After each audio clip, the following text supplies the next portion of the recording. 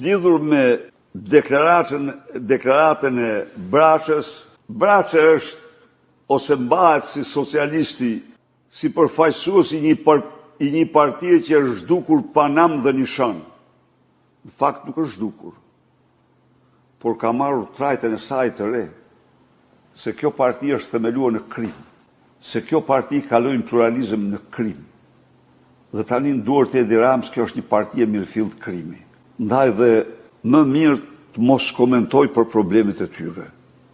Partia Demokratike, pa diskutim që do të ofroj qytetarëve të Tiranës dhe kur të hap diskutimet në mënyrë transparente kandidaturën më të shkëlqyer, do bëj gjithçka të për një front më të gjerë me të gjithë opozitën dhe t'i rikthej kryeqytetin qytetarëve, ta nxjerr nga kthetrat e mafjes më të tmerrshme që Tirana ka njohur gjerë sot në jetën e saj.